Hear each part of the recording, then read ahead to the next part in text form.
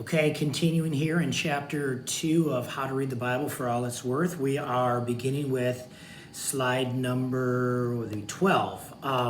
So we're looking at different translations of the Bible based on the manuscripts that the editors chose to include, okay? And you can kind of see the difference, okay? So he's going to compare the New King James Version, which is based on poor later manuscripts, with contemporary versions such as the NRSV, the NIV. So as we look at 1 Samuel 8:16, the NKJV, the NASB says, "He will take your finest young men and your donkeys."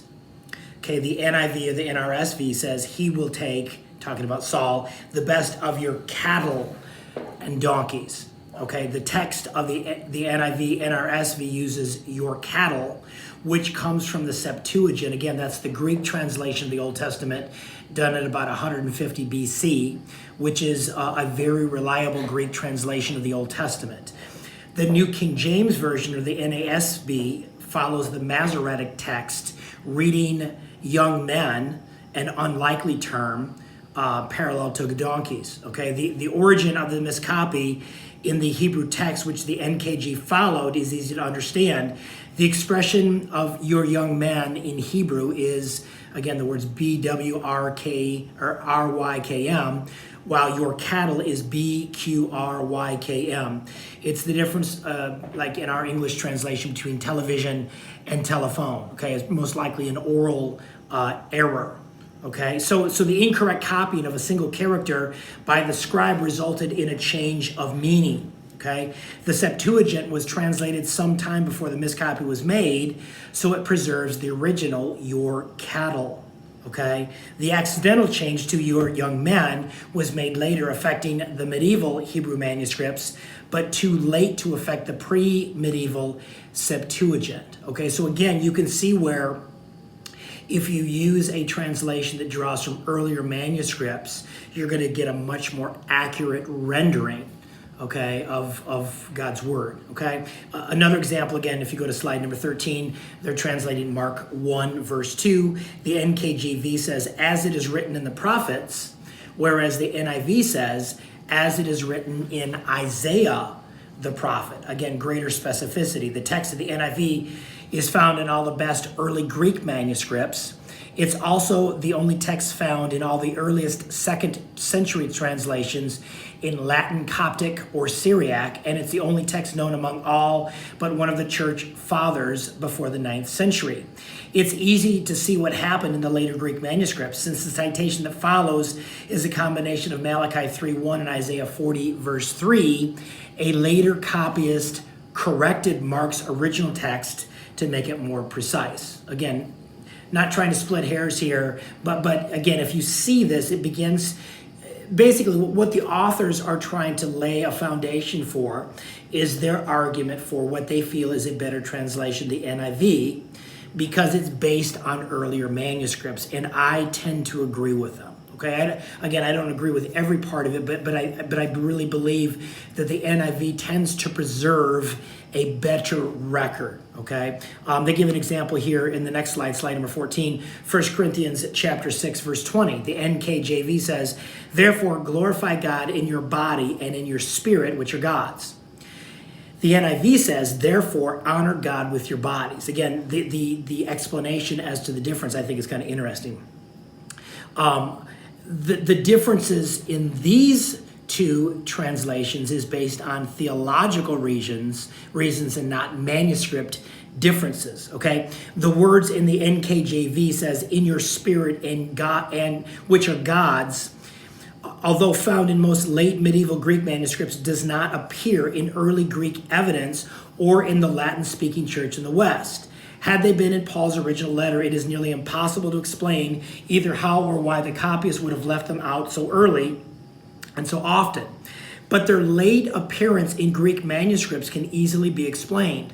All such manuscripts were copied in monasteries at a time when Greek philosophy, with its low view of the body, made inroads into Christian theology. All right, and so some monks added "in your spirit" and then concluded that both body and spirit are God's. While this is true, technically, these additional words reflect Paul's obvious concern with the body in this passage and are not part of the Spirit's inspiration of the apostle. So, to conclude then, the NKJV rendering is erroneous in the sense that it says, therefore glorify God in your body. Okay, again, the Greeks had a low view of the body. There was a particular heresy called Gnosticism that the Greeks believed, and that was this idea that they emphasized the spiritual and they denigrated or they downplayed the body, okay, the physical. Okay, that which was spiritual is good, that which is physical is bad.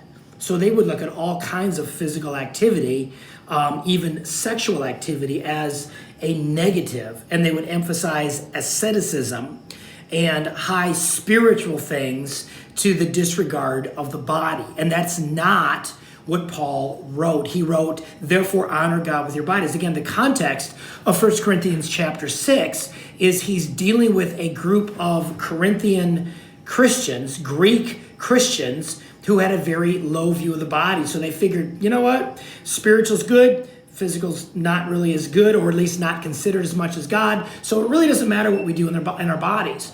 And they were visiting prostitutes and engaged in all kinds of illicit sexual activity. And so that's why Paul says, listen, you need to honor God in your body.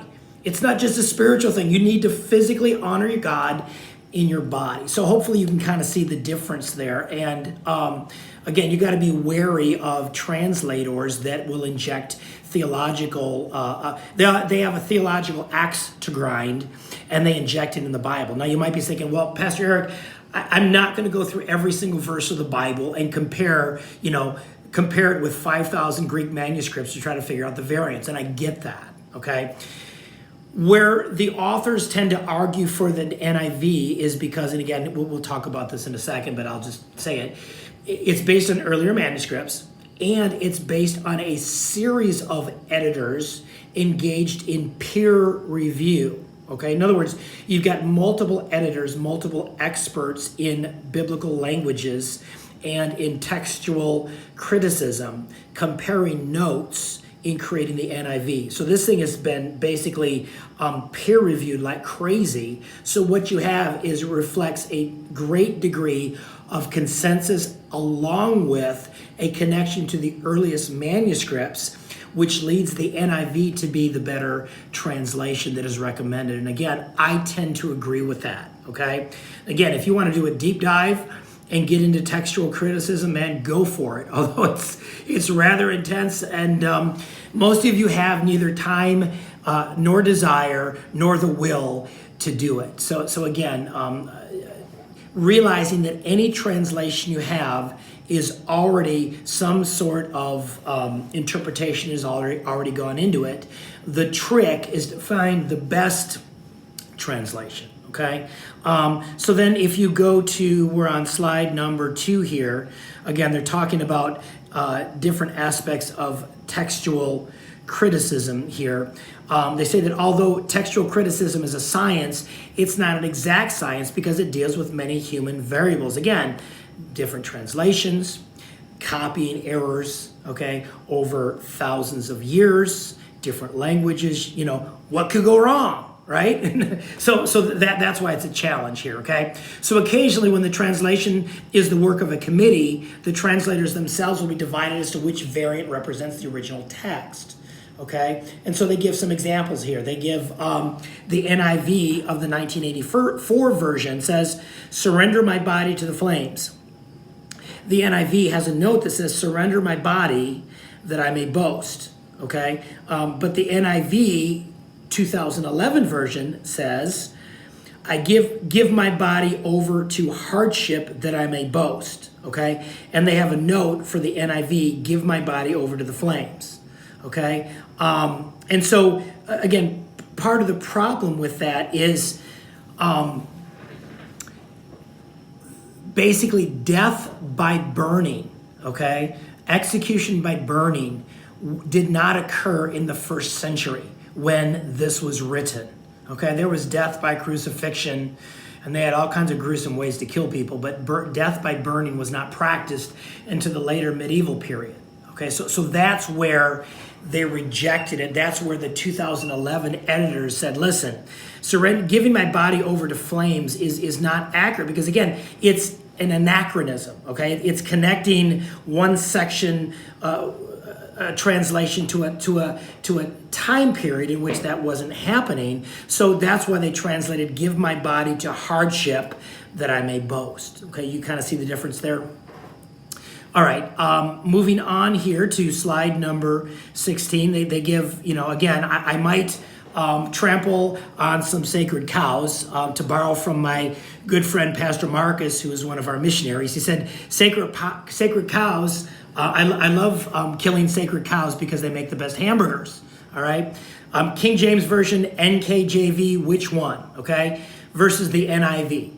Okay, so some people erroneously say, hey, listen, I read the King James Version because that was what the Apostle Paul used, and if it was good enough for the Apostle Paul, it's good enough for me. Okay, that's obviously inaccurate because the King James Version was not written until 1611, some 1600 years after the Apostle Paul's time.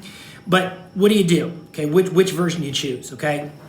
For the New Testament, the only Greek text available to the translators of the 1611 edition of the King James Version, it was based on late manuscripts, which had the accumulation of various mistakes over thousands of years of copying, okay? A few of these mistakes, and we must note that there are many of them, few of them make any difference to us doctrinally, but they often make a difference in the meaning of the certain specific texts.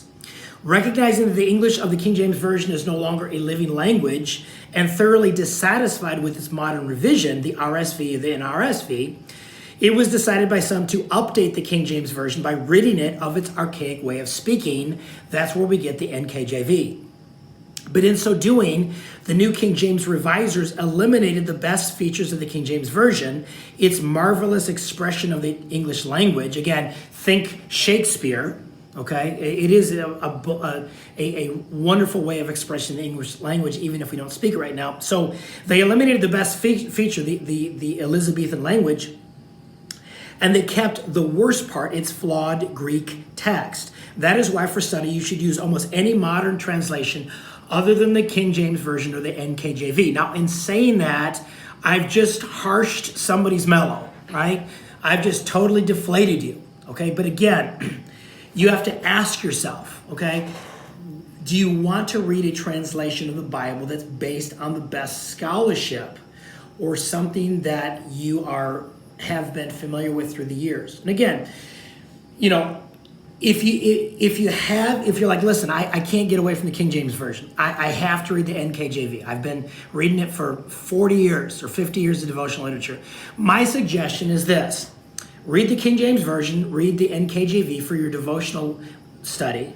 But when you do a serious study of the Bible, or if you're going to study it, to preach it, or to teach it in a service or in a small group, my suggestion is you need to kind of chuck the NKJV, the KJV, and go with a newer version like the NIV or something of that nature. But again, King James is great because if you've got a Strong's Concordance, the Greek words are anchored to the King James Version, so that's where it's helpful. So again, if you're like, listen, I got to keep reading the NKJV, then use it as your devotional, but then kind of leave it, cast it aside a little bit as you get involved in deeper study if you're going to teach or preach. So hopefully that helps you out there. So I'm going to end right there with slide number 16.